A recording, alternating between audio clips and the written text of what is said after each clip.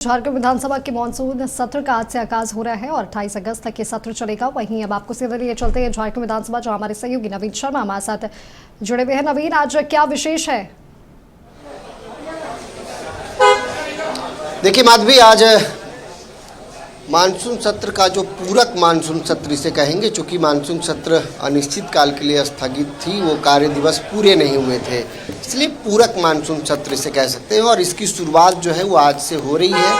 इस पूरक मानसून सत्र को देखेंगे तो इसमें कुल 4 कार्य दिवस जो है वो निर्धारित किए गए हैं। आज और आज के बाद सोम और मंगलवार को छुट्टी, माफ़ कीजिएगा, शनिवार और रविवार को अवकाश रहेगा। उसके बाद सोमवार, मंगलवार और उसके बाद गुरुवार, तो यानी 28 तारीख तक सत्र है। बीच में गणेश चतुर्दशी की एक दिन छुट्टी भी है। तो कुल मिलाकर के अगर आप मानसून सत्र को देखेंगे, पूरक मानसून सत्र को, तो बहुत सारे ऐसे एजेंडे हैं जिन एजेंडों के साथ ये पूरक मानसून सत्र का माहौल गर्म हो सकता है। पहला दिन है, विधायकों का आना जो है वो शुरू हो गया है और निश्चित तौर पे भारतीय जनता पार्टी विपक्ष की भूमिका में कई ऐसे मजबूत सवाल हैं जिन सवालों के साथ सदन में आएगी। देखिए, आज भारतीय जनता पार्टी की विधायक दल की बैठक भी 1 बजे निर्धारित की गई है, जिसमें एजेंडे जो हैं वो तय होने हैं। लेकिन उसके पहले एक बात बिल्कुल स्पष्ट है कि खास करके आदिवासी हित और आदिवासी मुद्दों को लेकर के भारतीय जनता पार्टी अपना रुख स्पष्ट कर चुकी है। पेशा एक्ट को लेकर के रघुवर दास पूरे झारखंड राज्य के यात्रा करेंगे। आप देखिए, रिम्स 2 में रैयतों की ज़मीन बचाने के लिए, आदिवासियों की ज़मीन बचाने के लिए हल जोतने का काम जो है 24 तारीख को चंपई सोरेन करेंगे। सूर्या हासदा मामले में देखिए, राज्य सरकार के ऊपर दबाव पड़ा, जरूर CID जांच जो है हो रही है, मामले में टेक ओवर भी हो गया है।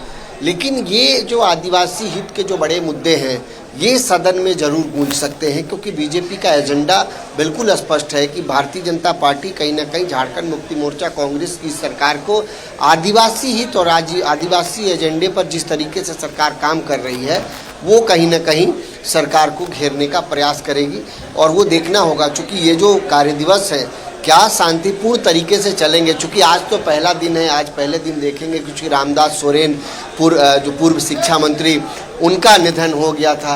तो ऐसे में आज जो है उन्हें जो है कहीं ना कहीं सदन के अंदर जो है एक शोक प्रस्ताव जो है वो पढ़ा जाएगा। और उसके बाद आज ही सदन के पटल पर जो सप्लीमेंट्री बजट है, अनुपूरक बजट, वो पटल पर रखा जाएगा। और उसके बाद सदन की कार्यवाही जो है आज ख़त्म हो जाएगी। इसके बाद जब सोमवार को सदन की कार्यवाही शुरू होगी, तो सोमवार के दिन आप कह सकते हैं कि अनुपूरक बजट को लेकर के वाद विवाद, कटौती प्रस्ताव, चर्चा, और उसके बाद अनुपूरक को सदन से पास कराया जाएगा।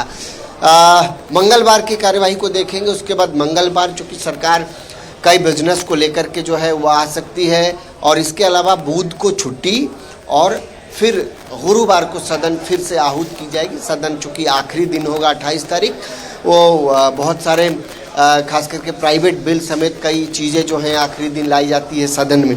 तो कुल मिलाकर इस सत्र को आप देखेंगे कि पूरक मानसून सत्र जो है माधवी, ये पूरक मानसून सत्र कहीं ना कहीं अनुपूरक बजट को लेकर ही लाया गया है। और विपक्ष भी लगातार ये कह रही है कि केवल ये पूरक मानसून सत्र जो है अनुपूरक बजट के लिए ही लाया गया है, अन्यथा सरकार ये सत्र नहीं लेकर के आती, सरकार की मजबूरी थी। हालांकि सप्लीमेंट्री बजट जो है, अनुपूरक बजट लेना भी जरूरी है, तो निश्चित तौर पर सरकार की मजबूरी है। मैं कुछ जो विधायक पहुंचे सदस्य क्या कुछ कह रहे हैं, एक बार उनसे भी सुनते हैं।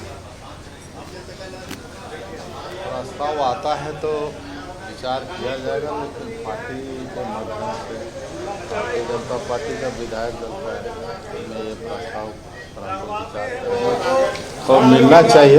व्यक्तिगत रूप से हम कहें उनको मिलना चाहिए सम्मान। गुरु जी को मानते हैं कि भारत रत्न के हकदार हैं, सम्मान मिलना चाहिए। ये तो विधायक दल की बैठक में तय होगी। और भी कुछ विधायक हैं, एक बार उनसे भी बातचीत करेंगे। तो देखिए माधवी, अभी चूँकि विधायकों का आना शुरू हो गया है और 11 बजे सदन की कार्यवाही जो है वो शुरू होगी, और सत्ता पक्ष के विधायक, विपक्ष के विधायक धीरे धीरे सदन जो है वो पहुंच रहे हैं। मैं कोशिश करूंगा कि और भी कुछ विधायकों से बातचीत करूं, लेकिन अपडेट जो है वो यही है कि पूरक मानसून सत्र का आज पहला दिन हो और मुझे लगता है कि पहले दिन ही सदन में हंगामे के आसार हैं कई चीज़ों को लेकर के। और जहां तक एजेंडे की बात की जाए तो मैं जिन एजेंडों का जिक्र कर रहा था कि ये कुछ 4-5 ऐसे एजेंडे हैं जिसको लेकर के सदन में सरकार जो है वो घिर सकती है। तो निश्चित तौर पे मंत्री सुदीप सोनू जो है वो पहुंचे हैं, क्या कुछ कह रहे हैं एक बार उन्हें सुनिए।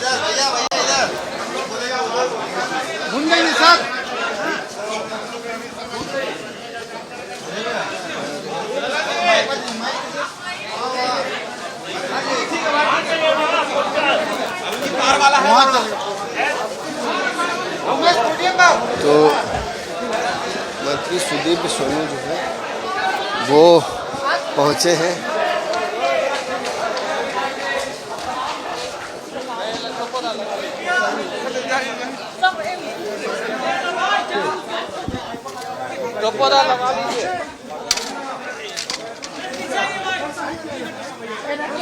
ऐसे थोड़ी ना होता है, मोबाइल लेकर आगे चलता है।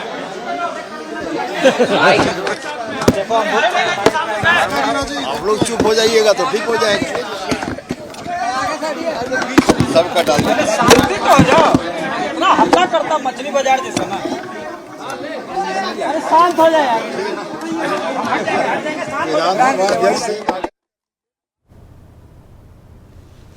तो आपको बता दें कि आज से झारखंड विधानसभा के मानसून सत्र का आगाज हो रहा है। 28 अगस्त तक ये सत्र चलेगा और पहले दिन शोक संदेश पढ़े जाएंगे, साथ ही अनुपूरक बजट भी रखा जाएगा। वहीं हेमंत सरकार की ओर से 4000 करोड़ की मांग भी हो सकती है।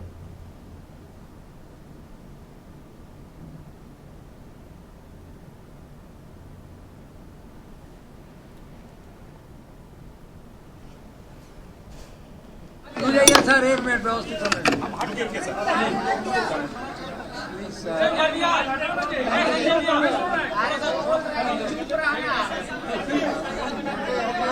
सर आप बोलिएगा, खामोशी हो जाएगी। आप बोलने भी तो यार लौटनी थोड़ा बोलिए सर, शुरू में जो इम्पोर्टेंट नहीं उसे बोलिए, अपने सब कुछ हो जाएगा। हाँ चलिए सर।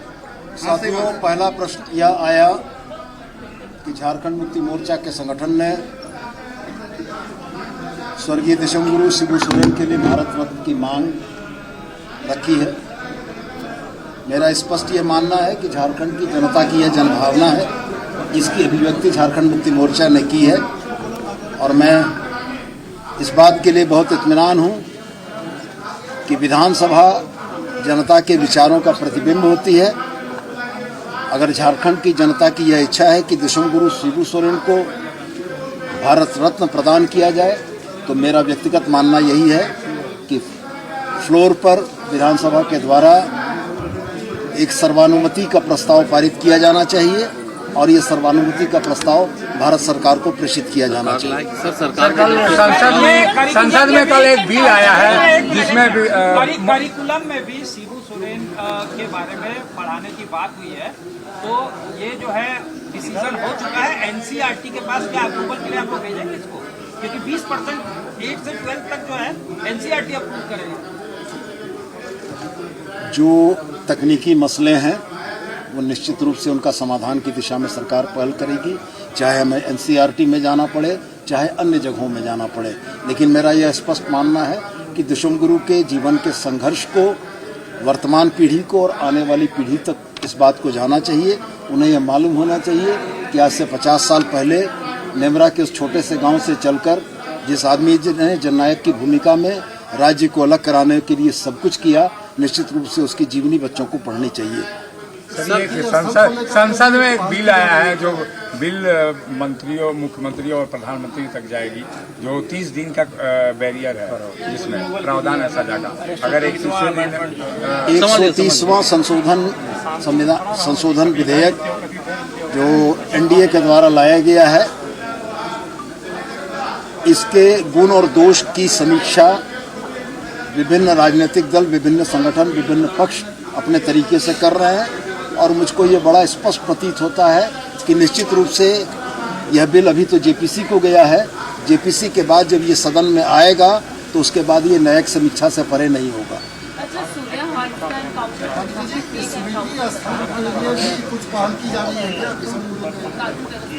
स्मृति स्मृति स्थल निश्चित रूप से बनेगा और एक समग्र राज्य के स्तर का स्मृति स्थल रांची राजधानी में बनाने का विचार है। जमीन चिन्हित करने की, चयनित करने की प्रक्रिया जारी है। मुझको लगता है कि बहुत जल्द ही इस पर सहमति के उपरांत एक ऐसा स्थल बनेगा, संघर्ष स्थल, संघर्ष स्मृति स्थल, या जो भी बेहतर नाम सुझाए जाएंगे। हम लोग जनता से भी इस बात को मांगेंगे कि इसका नाम क्या होना चाहिए, और वहाँ पर गुरुजी से जुड़ी हुई जीवंत स्मृतियों को प्रदर्शित किया जाएगा कि राज्य की राजधानी में बाहर से आने वाले लोग भी इस बात को महसूस कर सकें कि दिशोम गुरु शिबू सोरेन का झारखंड की धरती से क्या लगाव था। बीजेपी झारखंड में भी एफआईआर की मांग कर रही है। हम हट जाए। सूर्या हांसदा के सवाल पर आपने किया, मेरा यह स्पष्ट मानना है कि इस राज्य में एजेंसीज हैं, इस राज्य में ऑनरेबल कोर्ट है, और यदि जांच में कोई कमी प्रतीत होती है तो सक्षम न्यायालय उसमें सक्षम आदेश देगा। बीजेपी झारखंड में भी एफआईआर की मांग कर रही है। एसआईआर के मुद्दे पर भारतीय जनता पार्टी का जो चेहरा बिहार में बेनकाब हुआ है, अगर वो झारखंड में भी एसआईआर कराना चाहते हैं तो निश्चित रूप से उनको यहाँ भी मुंह की खानी पड़ेगी। मेरा बहुत स्पष्ट यह मानना है कि एसआईआर के नाम पर संविधान में प्रदत्त एक व्यक्ति एक वोट के अधिकार को छीनने का प्रयास भारतीय जनता पार्टी के इशारे पर जो चुनाव आयोग कर रहा है, यह निंदनीय है, और देश की जनता और खास करके बिहार की जनता बहुत जल्दी उनके इन कुत्सित प्रयासों का फलाफल आने वाले चुनाव में उनको देगी। और अगर वो झारखंड में इसको करना चाहते हैं तो मेरा ये स्पष्ट मानना है कि झारखंड की जनता पिछले दरवाजे से मताधिकार को छीनने या हरण करने की किसी भी प्रयास का पुरजोर विरोध करेगी। सुरक्षा को लेकर खुफिया विभाग की रिपोर्ट पर कुछ कहेंगे? किसकी सुरक्षा?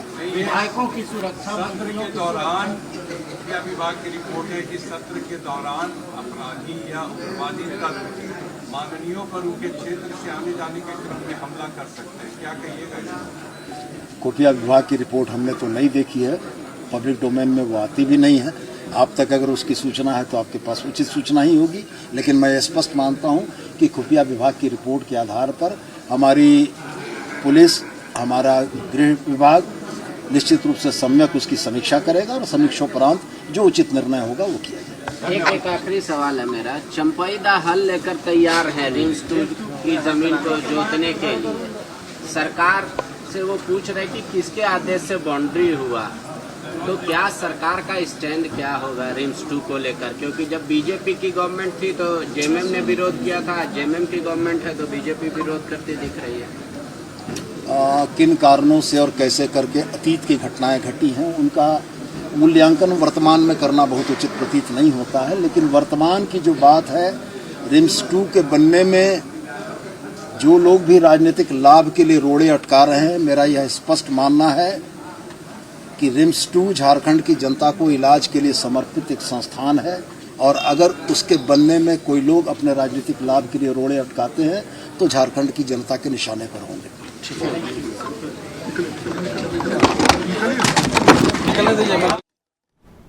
तो आप सुन रहे थे मंत्री सुदिव्य कुमार सोनू को। उन्होंने कई विषयों पर अपना बयान दिया है, और आपको बता दें कि आज से विधानसभा के मानसून सत्र का आगाज हुआ, जो 28 अगस्त तक चलेगा।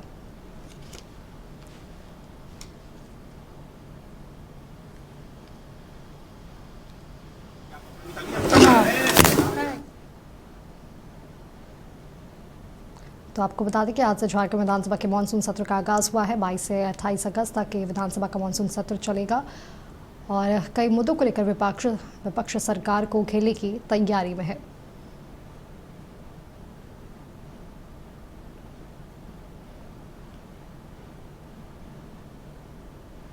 सुन रहे थे सुदिव्य सोनू को, और जिस तरीके से उन्होंने शिबू सोरेन के मुद्दे पर कहा कि विधानसभा से एक प्रस्ताव जो है वो पास करके निश्चित तौर पर भेजा जाना चाहिए। दूसरी बात, जो बच्चों की किताब में खास करके जो हमारे बुक है झारखंड सरकार जो पढ़ाती है, उन किताबों में शिबू सोरेन की जीवनी को जो है वो पढ़ाया जाए। तो इसके लिए भी चूँकि कक्षा 1 से 8 तक के जो सिलेबस है उसमें राज्य सरकार जो है वो अपनी तरफ से एमेंडमेंट कर सकती है किसी भी सब्जेक्ट के लिए। लेकिन इसके अलावा कक्षा 9 से लेकर के 12 तक की अगर बात की जाए तो उसमें राज्य सरकार को किसी भी स्टेट को 20% जो है ये छूट होता है, 20% तक वो सिलेबस में कुछ बदलाव करने की जो है बात रख सकते हैं एनसीईआरटी के सामने।